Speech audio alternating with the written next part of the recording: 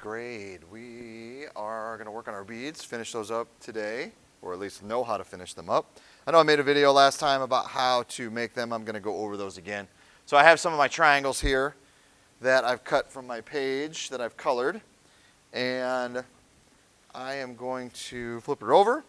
And what we need to do is make sure that you've got some type of stick or skewer or something that's got a small circle to it. I mean, you could use a pencil. It's a little bit thicker. You're going to get a little bit bigger centerpiece. So anything, even a Q-tip would be nice, all right? And then when we go to apply the glue, we apply just a little bit. You notice I didn't go through the bottom. I want to wrap this a few times before it hits the glue. If I put it on the bottom, it's going to stick to the skewer. And then I'm lightly going to go down the middle. Again, we do not need very much glue. That's not showing up too well there. But I went right down the middle with just a small bead. There we go. And then what I'm going to do is I'm going to roll this. So I can pick it up here.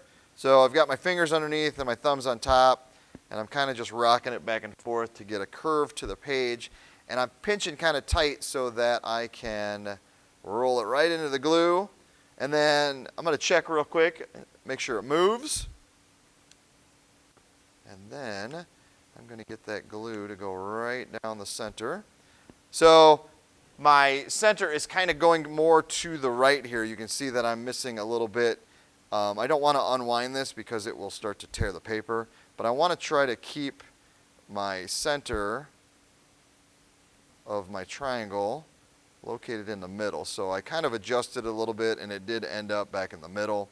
The tip is going to stick out just a little bit there, so I want to put a little glue on it and then just kind of lightly push that back down, and then I'm going to slide this bead off and I'm going to let it dry.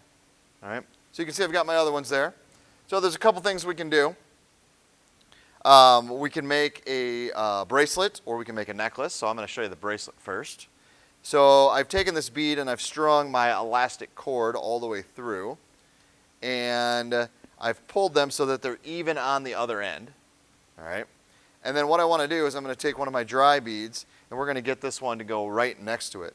So the object is, let's see if I've got a pencil here, is to take those beads, here we go, and run the strings through the opposite ends. So for instance, let's say that I have a bead here, all right?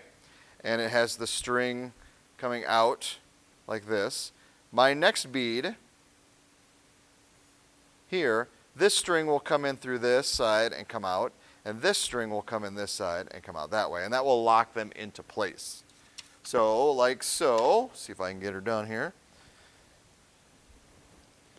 In the beginning it's a little awkward because the strings are so long, but I'm going to push this one through to the other side.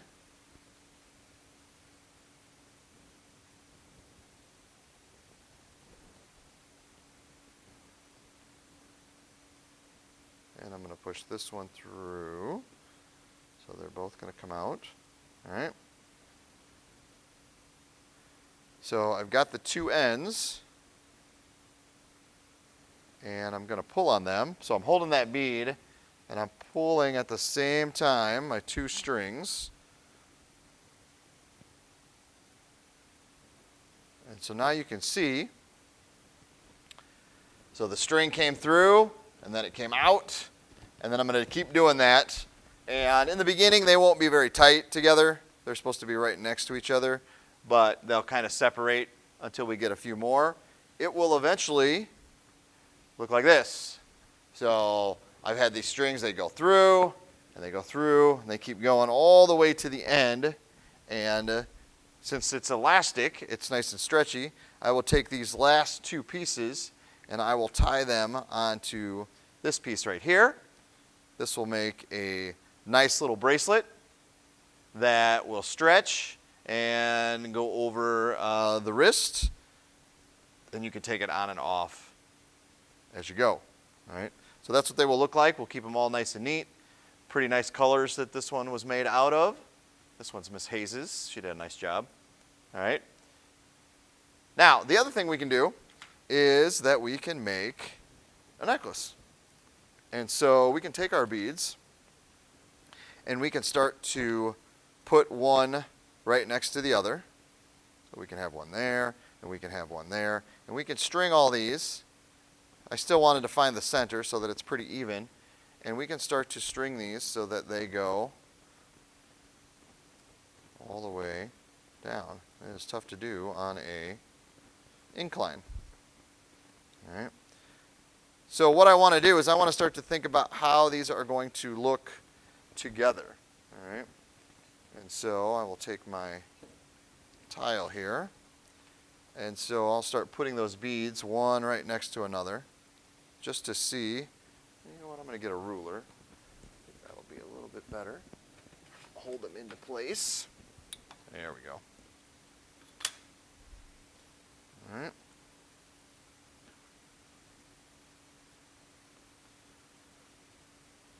So I can start to string them so that they all are next to each other.